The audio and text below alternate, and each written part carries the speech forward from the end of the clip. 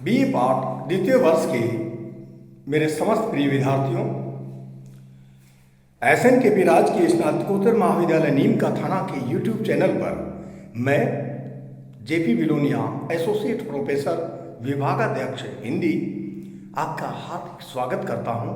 प्रिय विद्यार्थियों, पिछले व्याख्यान में हमने कवि पद्माकर के पदों की सप्रसंग व्याख्या यहाँ देखी और आज पुनः उनके आपके पाठ्यक्रमानुसार जो अगला जो पद है उसकी व्याख्या के लिए मैं आपके सामने उपस्थित हूँ। और आज हम उनके जिस पद की व्याख्या करेंगे वो पद संख्या है 8 और वो पद इस तरह से है। फहरे निशान दिशान जाहिर धवल बक पंत से, हय यनी हर्षित वीर बर फूले फिरत रति कांत से, बल के सवार सपूत अति मजबूत नद से उमड़ी के, अरि ओर ओरे सी परे घनघोर गोली घुमड़ी के। ये जो पद है ये वास्तव में बहुत ही महत्वपूर्ण पद है और इसकी जब हम सप्रसंग व्याख्या लेंगे या करेंगे तो इसके जो कठिन शब्दार्थ हैं उनका अर्थ हम इस तरह से लेंगे। निशान फहरे यानी फहराती है, निशान ध्वजाएं, उनके जो ध्वजा अर्थात जो झंडा जो होता है उनकी दिशा, उनकी सेनाओं का निशान ध्वजा ध्वजाएं, दिशानी यानी दिशाओं में, धवल धवल यानी धौला सफेद, हय हय कहा गया है घोड़े को घोड़ा, वीर वर वीर का अर्थ श्रेष्ठ योद्धा, वीर का अर्थ वीर से लेंगे और वर का अर्थ श्रेष्ठ से लेंगे तो श्रेष्ठ योद्धा, रति कांत यानी रति के पति, और रति के पति किसको माना गया है? कामदेव को। बक पंत, बक किसको कहा गया है? बगुले को। और पंत यानी पंक्ति, बगलों की पंक्ति। बल बल का तात्पर्य हम क्या किसे लेंगे? शक्तिशाली सैनिक से। नद नद किसको कहा गया है? नदी को। और अरि अरि किसको कहा जाता है? शत्रु को। ओरे सी यानी ओलों के समान, ओलों के समान यानी आकाश से जब बर्फ वाले जो ओले गिरते हैं उन ओलों के समान यहाँ गोलियां चल रही हैं।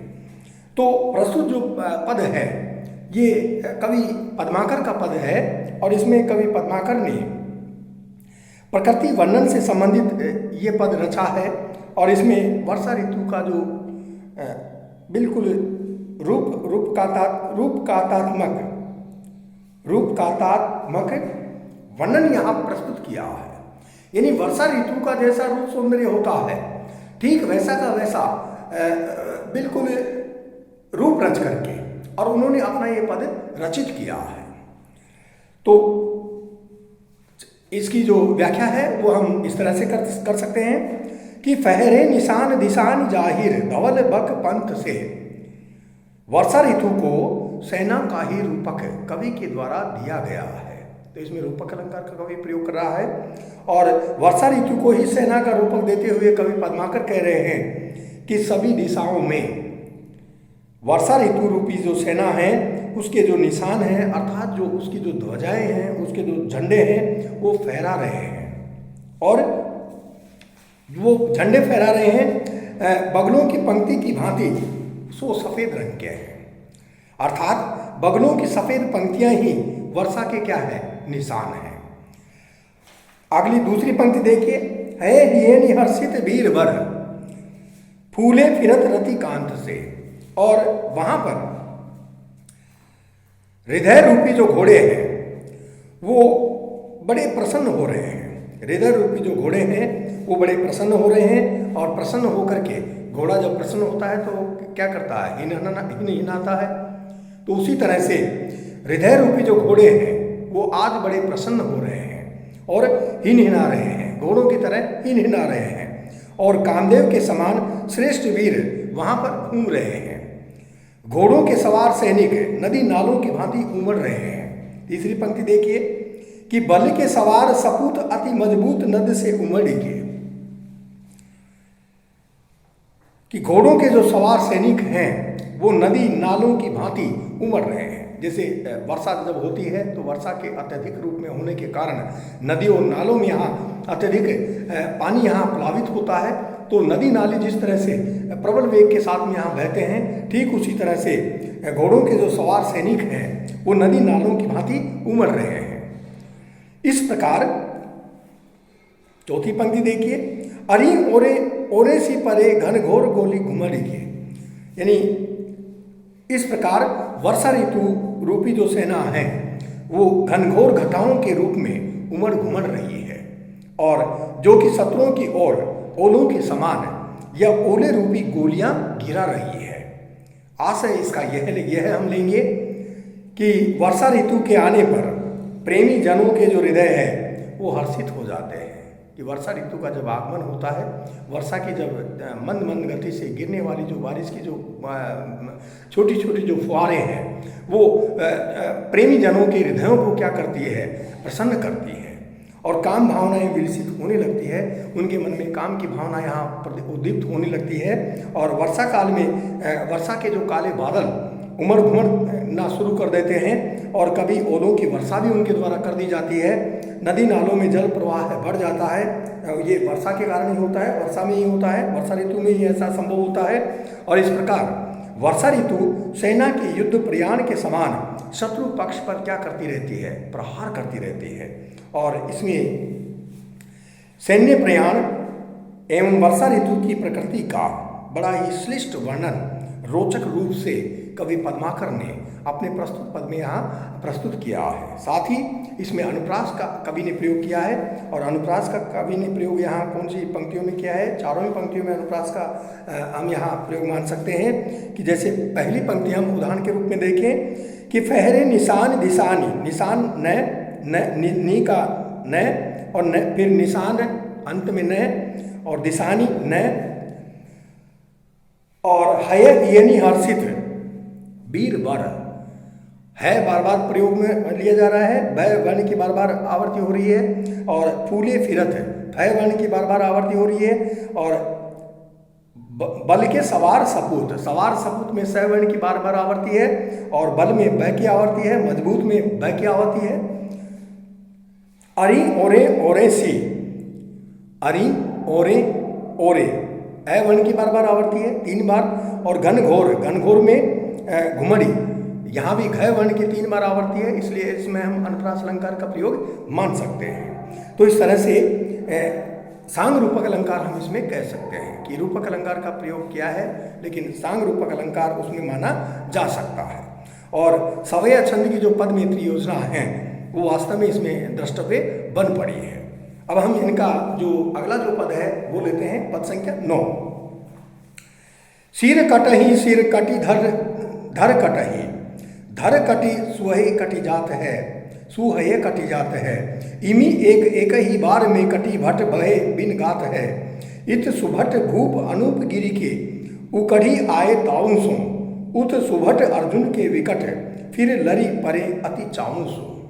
ये जो प्रस्तुत पद है वो भी कवि पद्माकर का है और पद्माकर का ये जो पद है वो भी यहाँ युद्ध में वीर योद्धाओं के सिर कट रहे हैं और युद्ध का वर्णन बड़ा जीवंत और सचत, बिल्कुल जिसको हम सचित्र वर्णन कह सकते हैं, बिल्कुल जीता जागता वर्णन हम कह सकते हैं कि मानो जब हम इस पद को पढ़ रहे हैं तो पढ़ते समय हमारी आंखों के सामने युद्ध भूमि का जो एक वास्तविक चलचित्र जो है वो यहाँ प्रस्तुत हो जाएगा, उपस्थित हो जाएगा। तो इसके जो कठिन शब्दार्थ हैं उनका सबसे पहले हम यहाँ अर्थ ग्रहण करेंगे। धड़ का अर्थ हम यहाँ धड़ से लेंगे, शरीर धड़, सुहय यानी घोड़े, भट योद्धा, गात किसको कहा जाता है, शरीर को, उकढ़ी यानी आक्रमण, ताऊ का अर्थ जोश में या क्रोध में, उत यानी उधर, चाऊ यानी चाव से, लालसा से, इमी यानी इस प्रकार से और भूप किसको कहा जाता है, राजा को। तो प्रस्तुत जो अवतरण है वो कवि पद्माकर का अवतरण है और वीर रस से ये पद माना जा सकता है, वीर रस से संबंधित इस पद को माना जा सकता है। इसमें कवि पद्माकर ने योद्धाओं की जो मार काट का, क्योंकि योद्धा जब युद्ध भूमि में युद्ध के लिए प्रयाण करते हैं तो युद्ध भूमि में जाकर वो इस तरह से मारकाट करते हैं, तो योद्धाओं की मारकाट का बड़ा ओजस्वी भाषा में, ओजस्वी शैली में, ओजस्वी रूप में उन्होंने इसमें चित्रण प्रस्तुत किया है। और कवि पद्माकर वर्णन करते हुए कह रहे हैं कि सिर कटी धड़ कटही, कि युद्ध में वीर योद्धाओं के सिर कट रहे हैं, सिर कट जाने के बाद में धड़ कट रहे हैं, और धड़ कटने के बाद में बलिष्ठ घोड़े भी कट रहे हैं। यानी पहले योद्धाओं के सिर कट रहे हैं, सिर कटने के बाद में फिर उनके धड़ों को काटा जा रहा है, फिर जब उनके सिर और धड़ दोनों कट जाते हैं तो फिर वो जिस घोड़े पर आरूढ़ हैं उन बलिष्ठ जो घोड़े हैं उन घोड़ों के बिल्कुल सिर कट रहे हैं या बलिष्ठ घोड़े कट रहे हैं। इस प्रकार के आक्रमण से धड़ कटी सुहे कटी जात है, यानी धड़ कटने के बाद में पहले सिर कटता है, फिर धड़ कटता है, सिर और धड़ कटने के बाद में सुहे, उनके जो सुंदर घोड़े हैं, बलिष्ठ घोड़े हैं, वो कट रहे हैं। तीसरी पंक्ति देखिए, इमी एक ही बार में कटी भट भय बिन गात है। और इस तरह से आक्रमण से योद्धा एक ही बार में कटकर शरीर से रहित हो रहे हैं, यानी गर्दन उनकी कट रही है, धड़ उनका कट रहा है, तो वो सिर से रहित हो रहे हैं, और बिना सिर का जो शरीर है वो युद्ध भूमि में क्या कर रहा है, निष्प्राण होकर के गिरा हुआ है। इधर राजा अनूप गिरी हिम्मत बहादुर के जो वीर सैनिक हैं वो क्रोध में आक्रमण करने के लिए उमड़ रहे हैं, अर्थात शत्रुओं पर वो टूट रहे हैं। इत सुभट भूप अनूप गिरी के उकड़ी आए ताऊ सो। इधर राजा अनूप गिरी हिम्मत बहादुर के जो वीर योद्धा सैनिक हैं वो क्रोध में आक्रमण करने के लिए उमड़ करके आ रहे हैं, अर्थात अपने शत्रुओं पर वो टूट रहे हैं। तो उधर उत सुभट अर्जुन के विकट फिर लड़ी परे अति चाऊ सो, और उधर अर्जुन के जो विकट जो वीर योद्धा हैं वे फिर अत्यंत चाव से लड़ रहे हैं।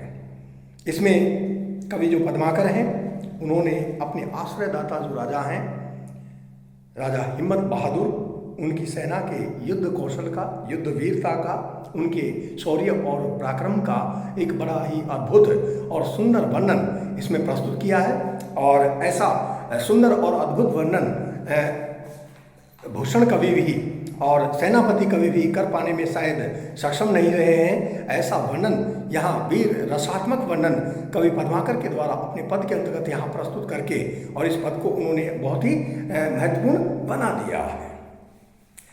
फिर इसमें विशेष में हम लेंगे कि कवि पद्माकर ने अपने प्रस्तुत पद में युद्ध का जो वर्णन किया है वो एक बार की तो हमें ऐसा लगता है कि मानो ऐसा युद्ध वर्णन बहुत ही सजीव वर्णन है और एक ओजस्वी भाषा में, ओजस्वी रूप में वो उन्होंने प्रकट किया है। वीर रस का इसके अंतर्गत सुंदर परिपाक देखने को मिलता है, और क्योंकि वीर रस के अंतर्गत ही उन्होंने अपनी समस्त बात को अपने शब्दों के माध्यम से प्रस्तुत किया है कि जैसे वीर योद्धा सैनिकों के सबसे पहले सिर कट रहे हैं, सिर कटने के बाद में उनके धड़ कट रहे हैं, और धड़ कटने के बाद में जिस सुंदर घोड़ों पर वो बैठे हुए हैं उन सुंदर घोड़ों को काटा जा रहा है। और इधर उनके अपने आश्रयदाता जो राजा हैं वो उन आश्रयदाता राजा अनूप गिरी हिम्मत बहादुर के जो वीर सैनिक हैं वो क्रोध में आक्रमण करके और अपने शत्रुओं के ऊपर यहाँ टूट करके गिर रहे हैं, अर्थात टूट करके और उनसे युद्ध लड़ रहे हैं। और उधर जो अर्जुन के जो विकट जो वीर योद्धा हैं वो अत्यंत चाव से युद्ध में अपनी लड़ाई को लड़ रहे हैं। तो इस तरह से वीर रस का पूर्ण रूप से परिपाक कवि पद्माकर के इस पद की इन पंक्तियों में देखने को मिल रहा है। साथ ही एक बार में यहाँ जो राजा हैं उन राजाओं के सर धड़ से अलग हो गए हैं और वे बिना शरीर, बिना धड़ के ही, बिना सिर के ही युद्ध भूमि में निष्प्राण होकर के गिरे हुए हैं। और कहीं कहीं तो युद्ध भूमि में ऐसा भी लगता है या दिखाई देता है कि सिर कट गया है और उसका जो शरीर है वो बिना सिर का जो धड़ है वो युद्ध भूमि में दौड़ता भागता वहाँ दिखाई देता है। ऐसा वर्णन भी कवि पद्माकर के द्वारा इसमें प्रस्तुत करके और युद्ध की एक सजीवता का और एक जीवंतता का जो एक प्रमाण प्रस्तुत किया है वो वास्तव में बहुत ही सुंदर बन पड़ा है। इसमें अनुप्रास अलंकार का कवि ने प्रयोग किया है। जैसा हम देख सकते हैं कि सिर कटही सिर कटी धर कटही, कटही कटी कटी कै की बार बार आवर्ती हो रही है, सिर सिर में सह की बार बार आवर्ती हो रही है, और धर कटी सुहई कटी जात है, कटी कटी कै कै की बार बार आवर्ती हो रही है। इमी एक एक ही एक एक ही एक की बार बार आवर्ती हुई है। और कटी भट भय, भट का अर्थ राजा से लेंगे कि राजाओं के सिर कट गए हैं और सिर कटने के बाद में उनका जो शरीर है वो निष्प्राण होकर और युद्ध भूमि में गिरा हुआ है। तो भय भय की बार बार आवर्ती अनुप्रास अलंकार। सुभट भूप अनूप, भय भय की बार बार फिर आवर्ती। और उकड़ी आए ताउसों, उत सुभट अर्जुन के विकट, टय टय की बार बार आवर्ती। और फिर लड़ी परे अति चाउसों।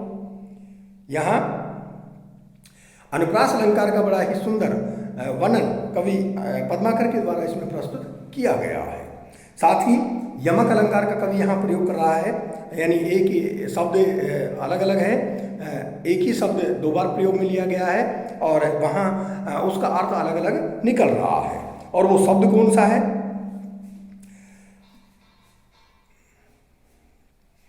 सिर कटी धर कटही, और भट भय बिन गात है, सुभट भूप अनूप। सुभट दो बार प्रयोग में लिया जा रहा है, दोनों ही बार दोनों राजाओं से अलग अलग इसका अर्थ हम यहाँ ग्रहण करेंगे। और परिकर अलंकार इसमें प्रयोग में लिया गया है। और सवय छंद की जो पदमेत्री है उसका जो नाद सौंदर्य है वो वीर रस की कृति के लिए बहुत ही आवश्यक है, और वही चीज़ वही प्रधानता इसके अंतर्गत यहाँ देखने को मिल रही है। तो प्रिय विद्यार्थियों, वीर रस से ओतप्रोत ये जो पद था कवि पद्माकर का, वो आपके पाठ्यक्रम का 9वां पद था। और अगले व्याख्यान में आपको इनका जो अंतिम पद है उस अंतिम पद की व्याख्या आपको विस्तृत रूप से बताई जाएगी। धन्यवाद।